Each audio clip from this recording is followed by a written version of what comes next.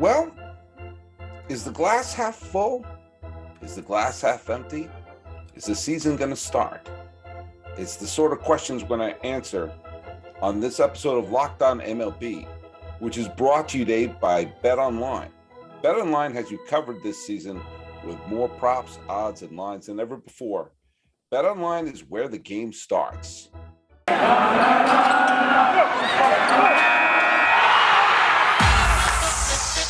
You are Locked On MLB, your daily MLB podcast, part of the Locked On Podcast Network, your team every day. Hello, baseball fans. Welcome to Locked On MLB, part of the Locked On Podcast Network, which is your team every day. This is the podcast we talk about all of Major League Baseball all season long. Thanks so much for making us your first listen, as we're available on all your free podcasting platforms. I'm your host, Paul Francis Sullivan. Please call me Sully. This episode is being dropped on the 11th day of February 2022. Sorry, there's been a delay on this episode. We'll get into that in just a little bit. We're going to be talking about, is there progress going on? Some of the potential compromises that give me a little bit of hope. The inevitable thing that's going to happen that I'm just going to have to be okay with. And we say goodbye to a New York Yankee who represents a kind of an unsung part of a rebuilding process. The person who's not there when the harvest comes to fruition, but probably made impacts that we'll never know. I'll talk about that later. Hey, you can follow us on Twitter and Instagram at Locked On MLB Pods. And I'm your pal Sully. I'm at Sully Baseball on Twitter, Sully Baseball Podcast on Instagram. And when you send me tweets, and if you want me to cover any topic, especially because, in the middle of this lockdown, we're still in it. There's not a lot of new things to report. There's all sorts of things. Well, when the lockout is over, this will happen or that will happen.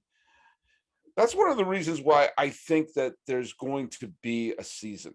Now, look, the good folks at Locked On Podcast Network, including the dear friend Jeff, who is in charge of a lot of things behind the scenes, is giving me all sorts of clips that I have access to play in from the Rob Manfred press conference the other day. I really don't have any interest in playing them because, first of all, anyone who follows this podcast knows I tend to be pro player over Commissioner Manfred.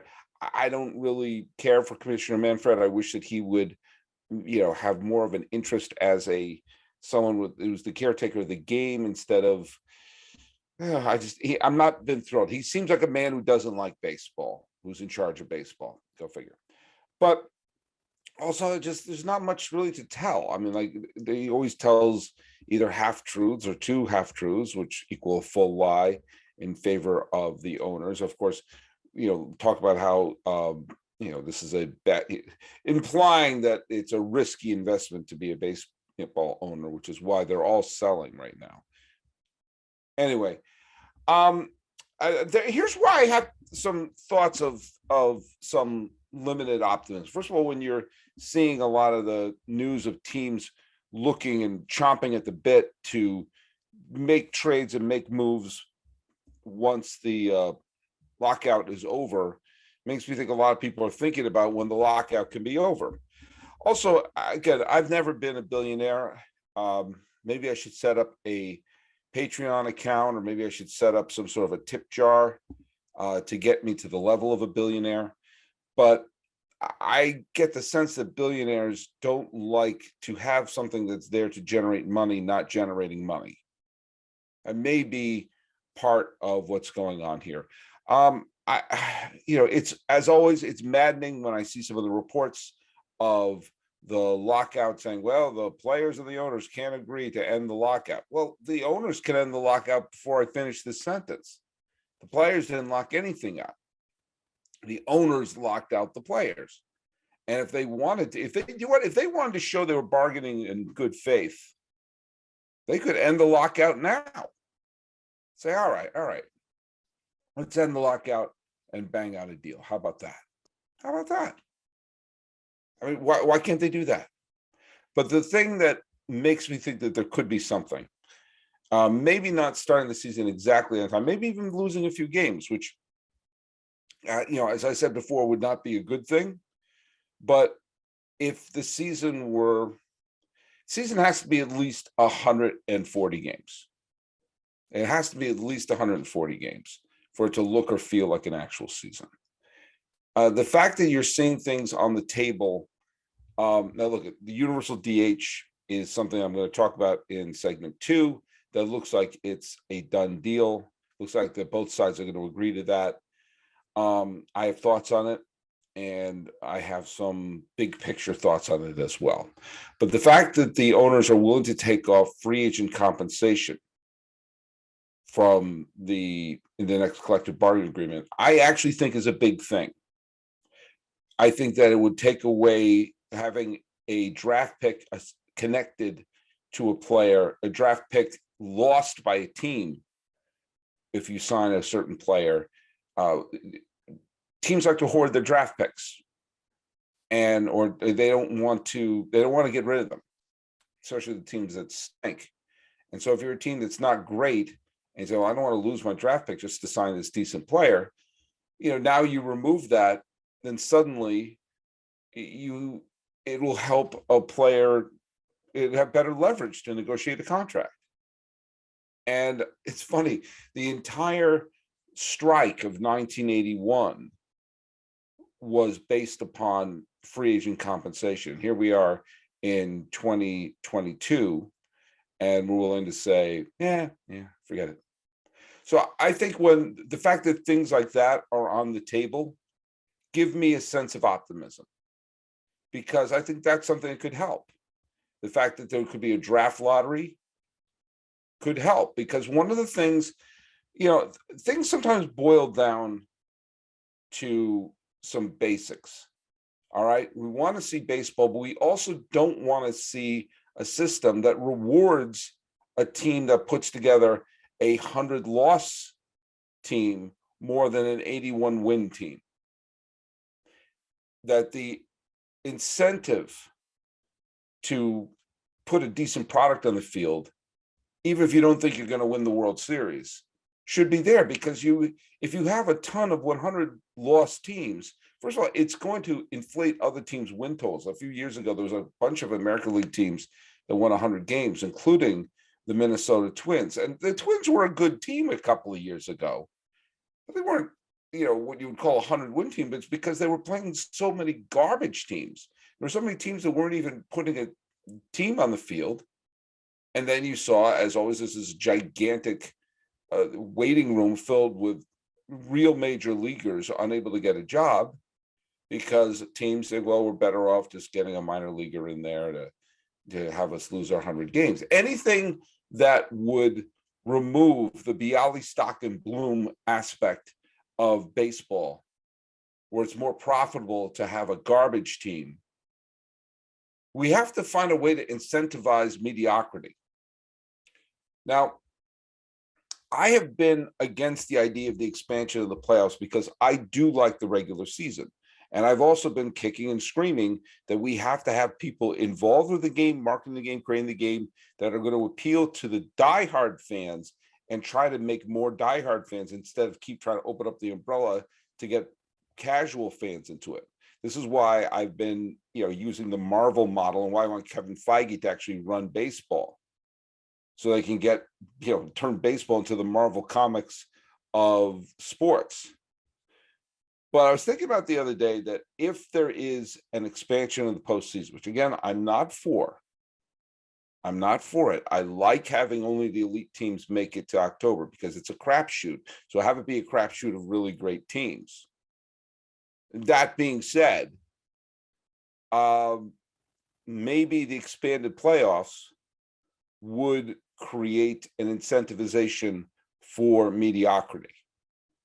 It was something that I was initially, it was one of my great arguments against it, saying like, hey, if you're an 84, 85 win team, why are you going to push to become a 100 win team when 84, 85 is all you'll need to make the postseason? That's true. But that also means teams that kind of sort of stink might say, well, why don't we rip it down and be a 100-loss team? It's like, oh, wait a minute, we're a 70-something win team, and there are a bunch of free agents available.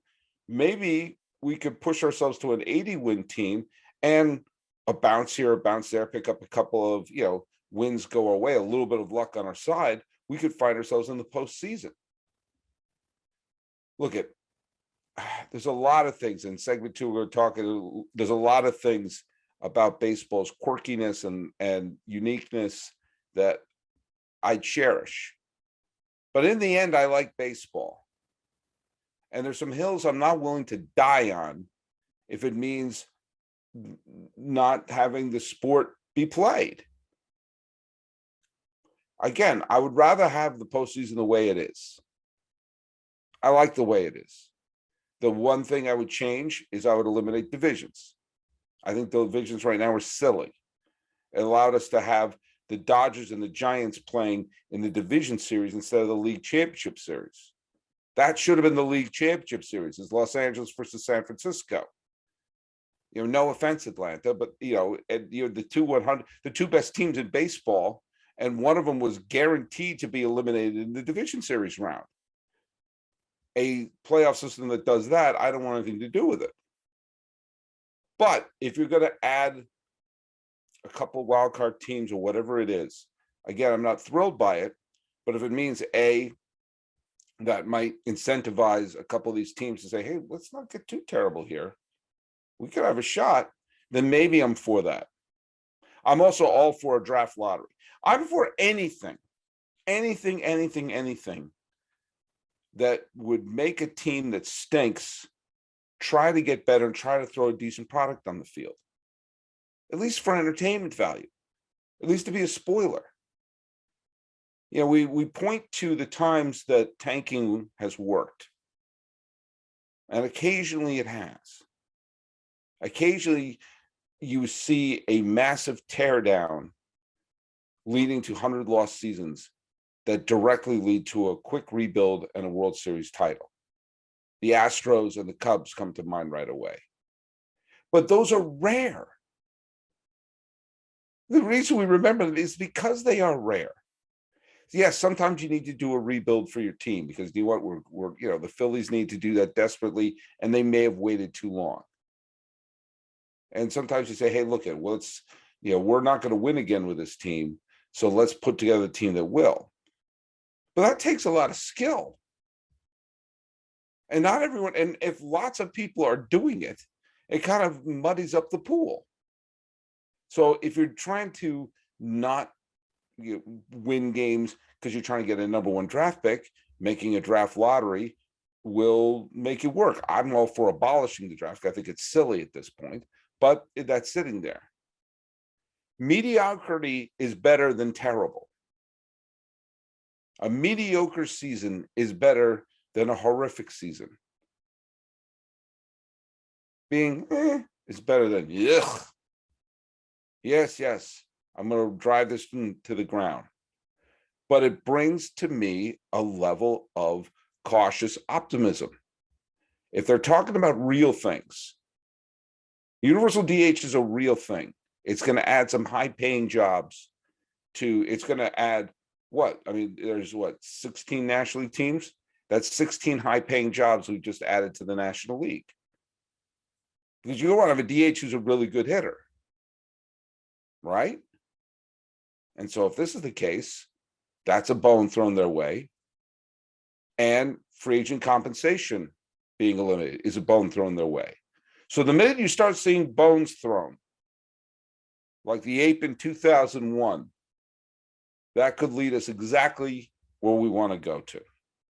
Now, I am cautiously optimistic. Obviously, nobody can shoot themselves in the foot quite like Major League Baseball. But do you know what? There's a chance. There really is a chance. And it seems like less of a long shot. Might even be a decent bet. If you want to make bets, go to BetOnline. Football might be over for this season as the Super Bowl is being played this weekend. But basketball is in full steam for both pro and college hoops.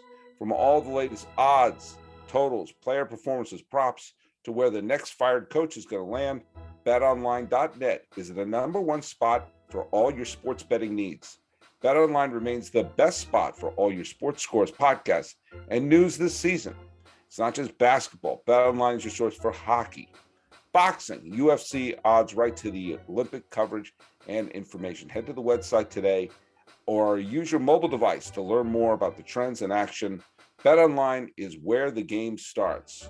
And hey, let's talk a little bit about Rock Auto. With the ever-increasing numbers of makes and models, it's now impossible for you to go to your local chain auto parts store to stock all the parts you need. Why endure often pointless and sometimes intimidating questions and wait while the person behind the counter orders the parts on their computer, choosing the only brand their warehouse happens to carry? Easy for you to say. You have computers with access to rockauto.com at home and in your pocket. You can save time and money when using Rock Auto. Rock Auto is a family business serving do-it-yourselfers for over 20 years. Rock Auto prices are reliably low for every customer. Go explore their easy-to-use website today. Find a solution for your auto part needs. Go to rockauto.com. See all the parts available for your car or truck, right? Locked On. And they're happy to hear about us box so they know that we sent you. Amazing selection, reliably low prices, all the parts your car will ever need are at rockauto.com. Now, I talked a little bit about how the playoffs expansion, if that happens, would incentivize a bad team to try to become mediocre. It looks like the universal DH is going to happen. Now, I'm not a universal DH guy. I'm not. I like the DH, and I like the DH has expanded the careers of Dave Winfield and Edgar Martinez and Paul Molitor and David Ortiz. These are all players, Frank Thomas, Harold Baines. These are all players who would not be in the Hall of Fame if not for the designated hitter. Okay? It has extended some careers and given some people some longevity. That's the truth. Jim Tomei is another one. That's the truth, Ruth. But I also like pitchers hitting. I like the difference in that games. I like the mixing it up.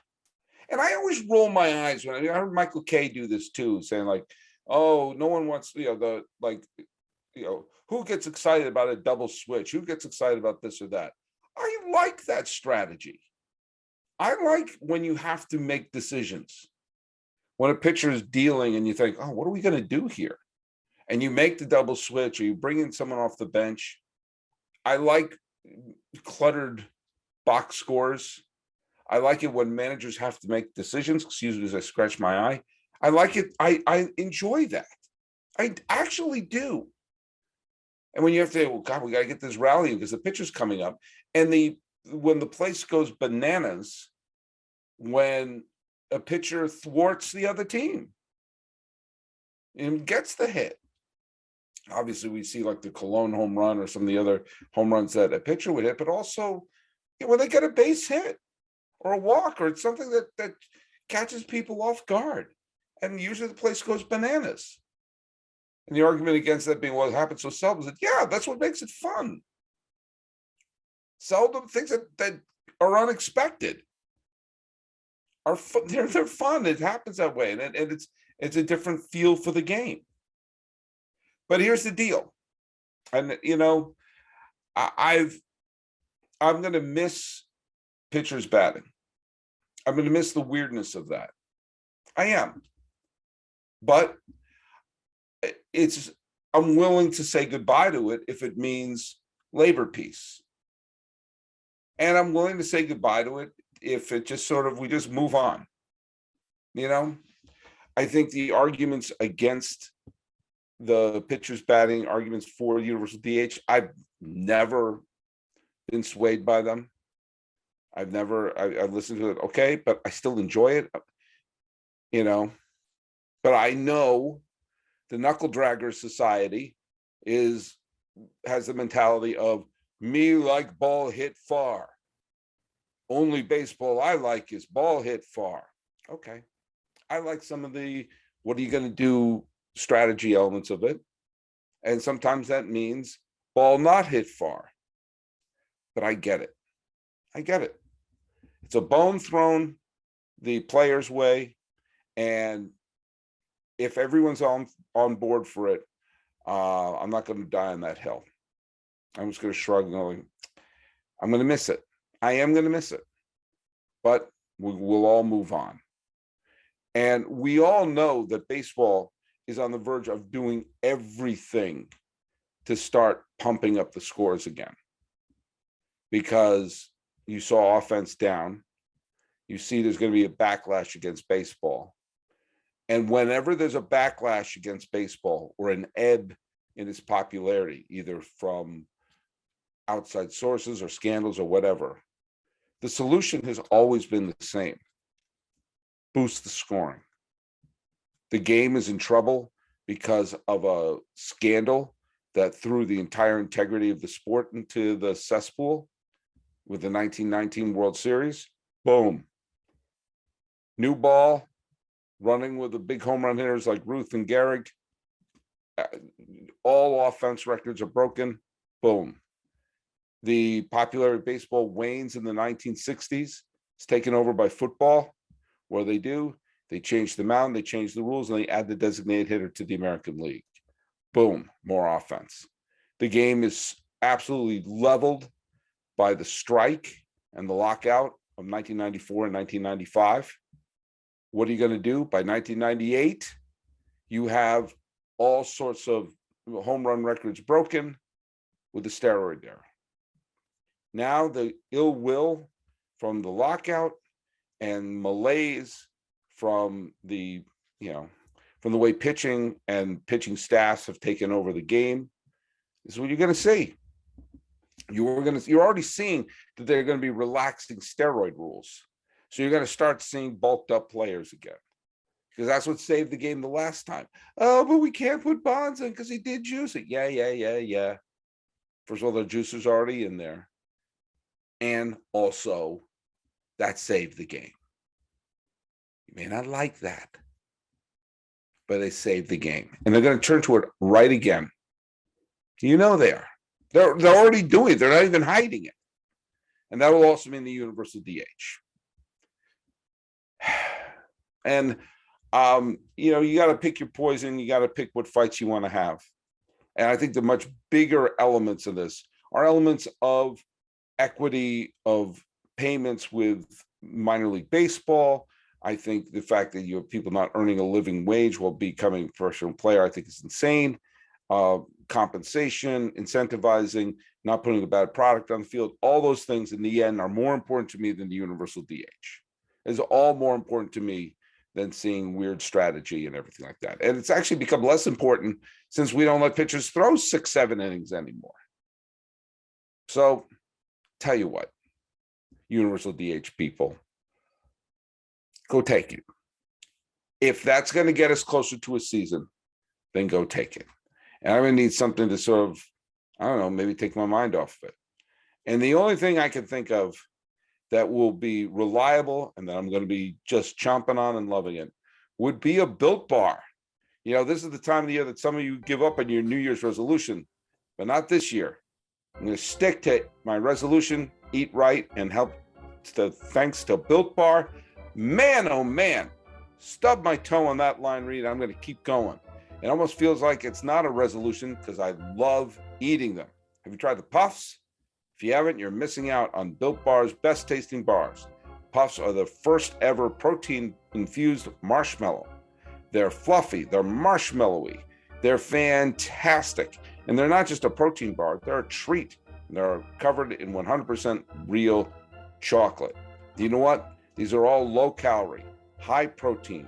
Replace your candy bar with Built Bars. They're better. A typical candy bar can have anywhere from 200 to 300 calories. Scroll down to what you have on your Built Bars. They have 130 calories, 4 grams sugar, 4 grams of net carbs, and 17 grams of protein. Compare that with a candy bar. Come on, it's not even a comparison. Great flavors like coconut almond, coconut, mint brownie, my personal favorite, which is raspberry, and new this month, white chocolate, cookies, and cream. They're all delicious, and new flavors are coming out all the time. If you think of a new flavor, it'll be there. Just check them out. At Built Bar, they're all about the taste. They make it taste delicious first, then figure out how to make it healthy. I don't know how they pull it off, but they do. Go to Built.com, use promo code LOCK15, get 15% off your order. Use promo code LOCK15 for 15% off at built.com. Sad news involving two players. Jeremy Giambi tragically took his own life, and the brother of Jason was a major leaguer on several different teams, including the Oakland Athletics and the Boston Red Sox.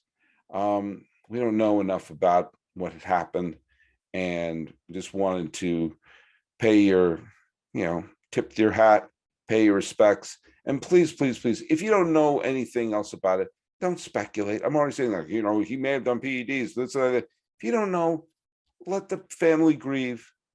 We don't know what was happening. You weren't following this guy's life. You had his baseball card. Things happen. Things are happening to people where you and I don't even know about it. So everybody, be respectful to that. The other person I want to bring up is Gerald Williams died a few days ago. And Gerald Williams was a player. He played for 14 years in the major leagues. When I first moved to New York City, the Yankees were terrible, but there were several players who percolating in their farm system. One of them was Gerald Williams. He was going to be a guy who had decent power, good speed, and was going to be part of when the Yankees ultimately put together a winner. And friend, you cannot thread the needle for a Yankee career in the 90s and 2000s in a more unlucky manner than Gerald Williams. Probably only Mike Stanley is the only one with a more unlucky Yankee resume. But he came up through the Yankees farm system, came up in 92, had appearances in 93, was part of the 94 team, and had a very good year with the 60 games he played in 94. But that team had the rug pulled out from underneath him with the strike, was on the team, was an effective player when they were in the playoffs in 95. And then in 96 was traded off with Bob Wickman in the trade that ultimately brought Graham Lloyd from the Milwaukee Brewers. And he just had some bad luck. I mean, the Yankees made the World Series and won the World Series in 1996 when he was traded away. So he didn't actually play in the World Series for the Yankees that year. He was in the World Series in 99 when the Yankees won the World Series, but he was with the Braves that year. And then when he finally came back to the Yankees, the Yankees always bring everybody back. It was 2001, the year that they lost to the Arizona Diamondbacks in the World Series. He ultimately did play on a World Series winner, and that was the 2003 Marlins, but he was hurt in the playoff series against the Yankees. But he was one of those people that if you're a Yankee fan, you remember that he was someone who was a very talented player. He wound up having a couple of very good years elsewhere, but he came up through their system, especially at a time when the Yankee system was maligned, but started rebuilding as Steinbrenner was fulfilling his suspension. And you had the likes of Pettit and Mariano Rivera and Derek Jeter and Jim Leyritz, and these are all players who came in. Bernie Williams all came up through the farm system. By 92, Gerald Williams was a teammate with Bernie Williams, and there was a little bit of confusion. Said, no, they're not actually brothers. But Derek Jeter spoke very highly of Gerald Williams after he died, and it turns out that he wound up living with him at one point. And you forget sometimes that these are people who probably have really fond memories and really formative memories with people who were part of the organization but weren't there on the victory parade floats. Were there for the rebuilding, there for the painful part of it.